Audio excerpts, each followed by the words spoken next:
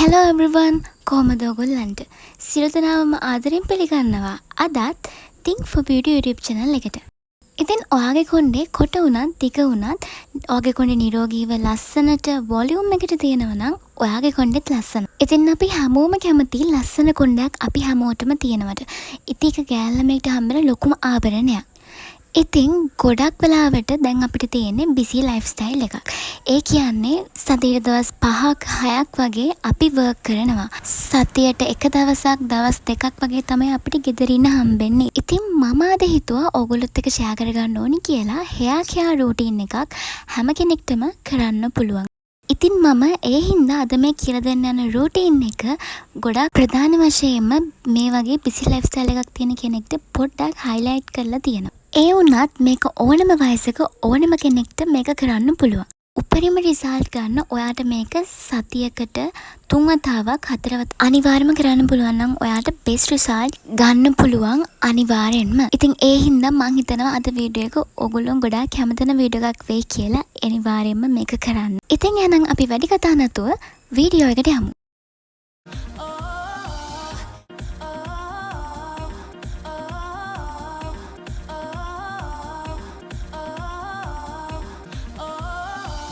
මේ hair care routine එකට step 4ක් තියෙනවා.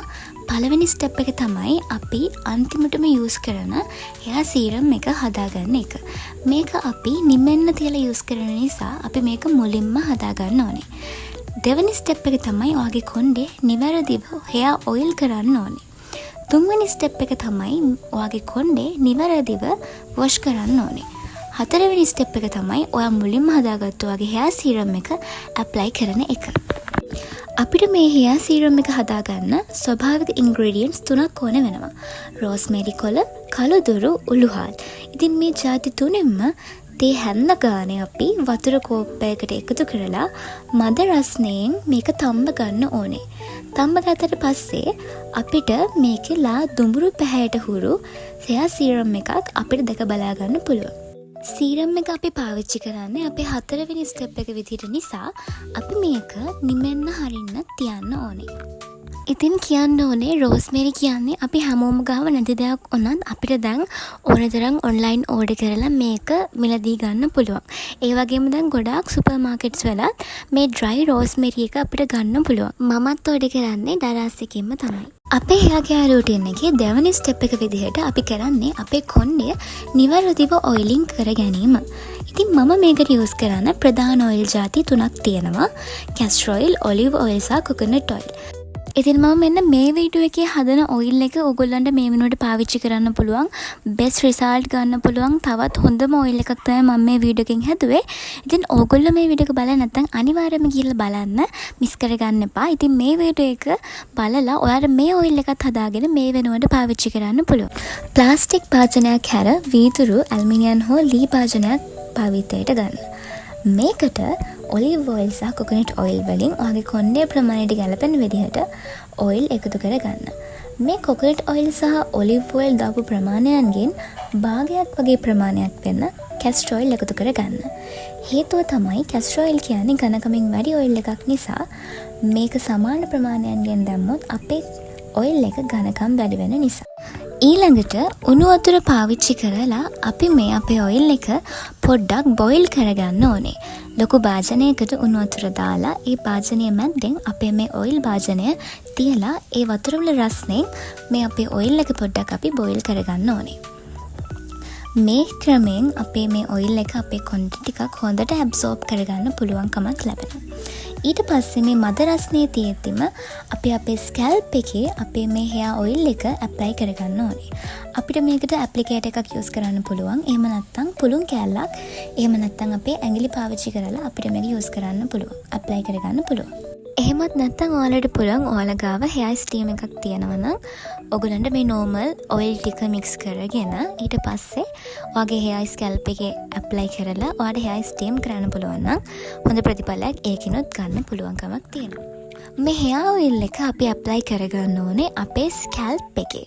ඉතින් sections වලට අපේ කොණ්ඩය බෙද sections අතර තියෙන scalp එකේ හොඳින් මේ hair oil එක අපි apply කරගන්න ඕනේ. මුළු ඔළුවෙම හොඳට apply කරගන්න ඕනේ scalp එකේ. ඊට පස්සේ තමයි අපි hair length එකේ මේක apply කරගන්න ඕනේ. hair oil එක ඔයාගේ hair length එකේ සහ hair scalp එකේ apply කරාට පස්සේ ඔයා කරන්න ඕනේ ඔයාගේ ඇඟිලි තුඩු පාවිච්චි කරලා හරි මසාජින් ටූල් එකක් පාවිච්චි කරලා හරි හොඳින් මසාජ් කරගන්න ඕනේ. ඔයාගේ ස්කැල්ප් එකට හොඳින් ඇඟිලි තුඩු තියලා හරි මසාජින් ටූල් එක තියලා හරි රවුම් ආකාරයට ස්කැල්ප් එක තමයි මසාජ් කරන්න ඕනේ. hair steam එකක් ඔයා ගාව තියෙනවා නම් ස්කැල්ප් එක හොඳින් මසාජ් කරාට පස්සේ ඔයාට hair එක ස්ටීම් කරන්න පුළුවන්. ඉතින් මේක ගොඩාක් හොඳයි කොණ්ඩයට හොඳින් තෙල් එක ඇබ්සෝබ් කරගන්න. ඉතින් අපි මද රස්නින් ඔයිල් එක ඇප්ලයි කරපු නිසා ස්ටීම් කිරීම අනිවාර්ය නැහැ. මොකද අපි හැමෝම ගාව ස්ටීම එකක් නැති නිසා. ඔයිල් එක මේ විදිහට හොඳට ස්කැල්ප් එකේ ඇප්ලයි කරලා පැය 2ක් වගේ කාලයකින් පස්සේ අපිට පුළුවන් අපේ hair එක වොෂ් කරගන්න.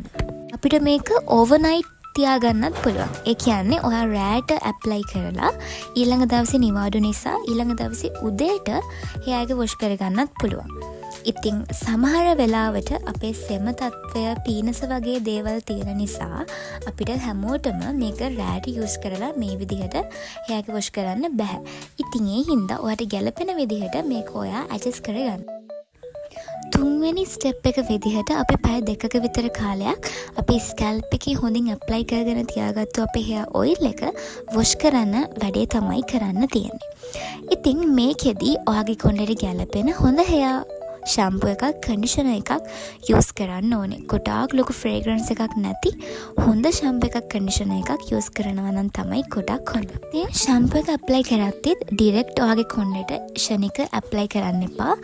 පොඩි වතුර බෝල් එකක් අරගෙන මේකට වතුර චුට්ටක් එකතු කරලා ෂැම්පු එක වතුර එකේ දිය කරලා ඒ වතුර එක ඔයාගේ කොණ්ඩේට ඇප්ලයි කරාම අපිට හොඳට hair එක වොෂ් කරගන්න පුළුවන්. ඒ වගේම අපේ ෂැම්පු අපතේ යන්නෙත් නැහැ. ෂැම්පු යොදාගෙන හොඳින් වොෂ් කරගත්තු ආගේ කොණ්ඩය දැන් කන්ඩිෂනර් කරන්න ඕනේ.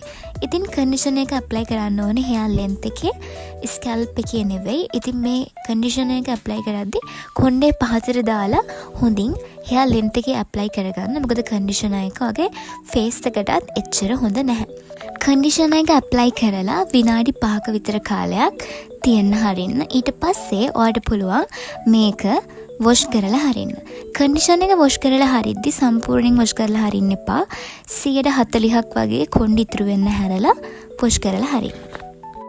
ඝනකම නැති රළු නැති ටවල් එකක් යූස් කරලා හරි මොකක් හරි කපු රෙදි කෑල්ලක් යූස් කරලා හරි ඔයාට වගේ කොණ්ඩේ තෙත මාත්තු කරගන්න පුළුවන්.